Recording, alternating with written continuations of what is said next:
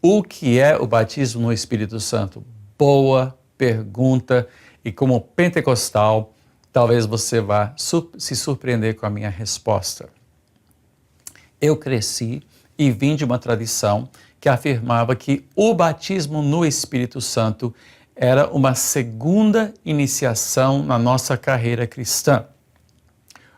Pentecostes moderno, que começou em torno do início do século passado, alguns dizem 1902, 1904, até 1906, eu acho que foi antes. Mas há quem se reporta às conclusões dos primeiros, dos pioneiros deste movimento moderno, embora toda a igreja seja pentecostal por essência. Por quê? Porque nasceu no dia de Pentecostes. Esses últimos dias nasceram quando o Espírito Santo se manifestou, mostrando o início dos últimos tempos, no dia de Pentecostes. Pois bem, então o que aconteceu? Houve essa experiência numa igreja muito humilde, de pessoas que queriam mais de Deus, queriam uma dimensão nova com Deus, queriam mais da sua presença em sua vida. Não houve, digamos, uma expectativa de nada, exceto uma profunda experiência com Deus.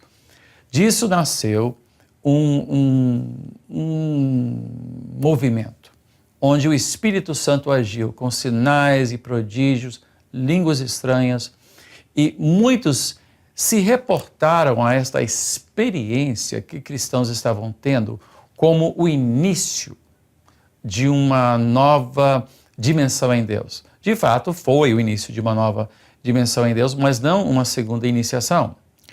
Isso é importante entender. Mas o movimento acabou atribuindo a este irromper, né, esse transbordar do Espírito, como o batismo no Espírito Santo, se valendo da frase que João Batista mesmo usou, quando ele disse: eu batizo com água, mas vem aquele que batizará com fogo e com o Espírito. Então, sentiram que isso então representaria a segunda iniciação. Mas a verdade é que é impossível sequer reconhecer o senhorio de Cristo sem que haja a ação do Espírito Santo em nossa vida. E a frase de João Batista se refere ao novo nascimento. Bom, então qual é a experiência pentecostal? Alguns talvez me perguntem. Bom, a experiência pentecostal é uma abertura para uma manifestação mais plena do Espírito Santo, não somente no que diz respeito à afirmação da verdade, à afirmação de Cristo como seu Senhor e Salvador, mas também no sentido de outros dons. Dons como falar em línguas, dons como a cura de enfermidades, como profecia, como, enfim, o que nós vemos em 1 Coríntios 12 e em outros lugares. Agora, há quem diga, bom, o batismo no Espírito Santo sempre é manifesto por línguas estranhas, que é um sinal e uma prova do batismo do Espírito Santo. Também não é. Paulo disse, todos são apóstolos? Obviamente não.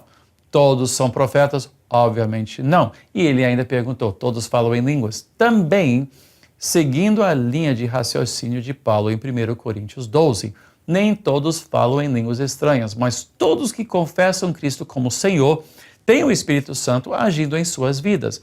Talvez não na plenitude ou com a liberdade que alguns se deixam ou convidam o Espírito Santo para agir, mas todos que são cristãos são batizados no Espírito e com fogo, ou seja, a operação da conversão é chamado o batismo no Espírito Santo. A experiência pentecostal é uma abertura que muitas vezes começa por um irromper, né? Por uma experiência de abertura para uma dependência maior e uma abertura maior da manifestação do Espírito de maneira mais visível, digamos. Mas o batismo no Espírito Santo em si fala da conversão. A experiência pentecostal ou carismática, pode chamar o que quiser, que hoje as categorias andam sendo muito confundidas e redefinidas, etc.